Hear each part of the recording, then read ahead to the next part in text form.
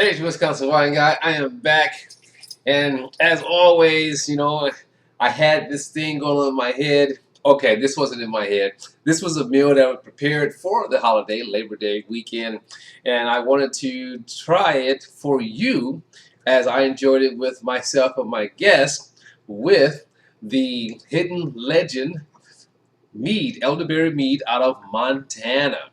So I thought, wow, let me show them how this worked with this mead. Now, for those who are not familiar with mead, mead is made from honey. In this case, this is a mead made from honey and elderberries, which are imported from France. So this was my meal that I served with my guests. And in fact, this was the first time I did this. I had this potato salad was a dish that was prepared for me at a party I attended, and it was a traditional like American potato salad, but it was warmed. It actually was really good, and it had like dill pickles instead of sweet pickles, which is the way we had it when I was growing up. I also had sour cream, some egg. I omitted the egg in this case, but nonetheless, everything else is the same except for that. And I also added capers, and I gave a little bit of kick, with my double zero, with some paprika and some cayenne pepper and pepper flakes. There's that little kick to it. But this is warm, and I'm like, oh my God, I kind of enjoy warm potato salad because the closest I've come to warm potato salad was German potato salad. But this is pretty nice. Next to that, we did some ribs, baby back ribs, pork baby back ribs with a spicy peach jam on glaze on the top. So it was cooked in some of that, and this was made by a friend of mine from Utah, from her peaches. And then I have here a kind of like traditional end of the season. I like to call it the end of the season salad, which is going to be cucumber tomato standard with some julienne, spinach, black olives, onions, capers, and a simple vinaigrette. So there you have it. This is what we had, and I'm going to do this live for you and give you my opinions as I taste and how they went with the elderberry mead from Hit Legend. And we're going to start this off first with the potato salad. Again, if you hadn't did warm potato salad, I'd recommend you give it a try. It blew me away. It just elevates all the flavors versus when it was cold. When it's cold, there's the heat from my double zero kicking in. Now with this, now I thought this was a good pairing for this simple reason. If you watch the video, I mentioned that it had like a pork-like taste to it, but not that pork-like sweetness that you may get. So you have that heat going on here. You have the fruit. You have the density, and it just completely brought out more of the fruit, blended well with the different flavors. My double zero again has paprika, cayenne pepper, pepper flakes, garlic powder, onion powder, cumin. You have all these different spices going on in this dish, especially with the onion, the scallions, and it just really connected with this dish. Again, warm. I need to try this cold with that, but warm, hands down. Okay. Now we're going to go straight into the spiced peach rib, spiced peach glaze.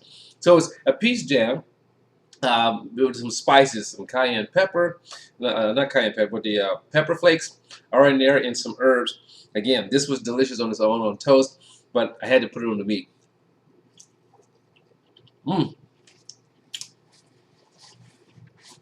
Sweet heat, I call it.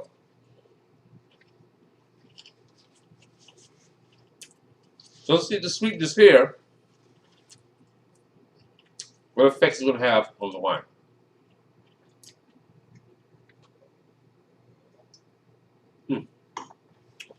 Wow. In fact, because of the proteins, because of the acidity, the sweetness, the sweet heat here, it actually kind of made the wine even lighter. Wow. Made it even more clean tasting with the protein. Wow, I thought that was great together with the pork. You know, I'm thinking this would probably be a good mead to cook with. Do some type of braised dish with it. Now, last but not least, we're going to do a cucumber, onion, caper, black olive salad. A little bit of each. Got a cucumber, got a tomato, got a caper, got an onion. Here we go.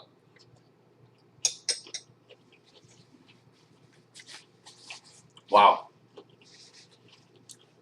That's going to be interesting. I tell you what I'm counting on to happen after I taste it.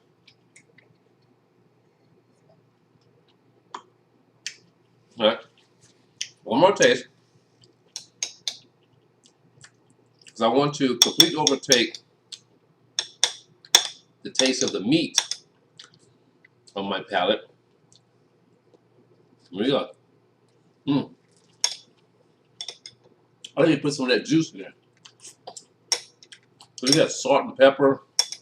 We have marjoram for the herb. Now, here we go.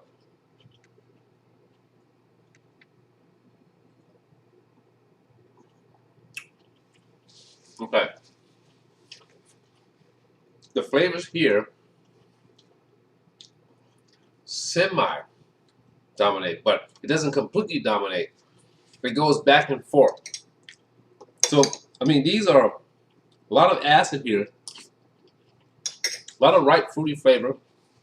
I think that olive can give you that little dark taste, dark fruit taste. But you get more of the wine on the finish versus we got it complete and full with both these dishes.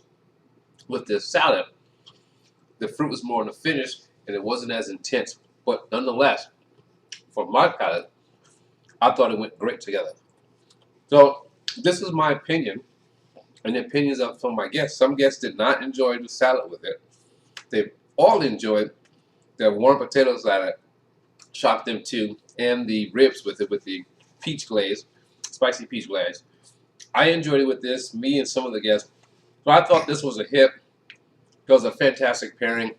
Give it a try yourself. Try the Hidden Legend. Order some for your holiday season and give people a shot. If you're a port wine drinker, this may replace your ports. It's your Wisconsin Wine Guy saying, as always, let your palate be the guide when pairing your mead and food. And I'll see you next time. Ciao!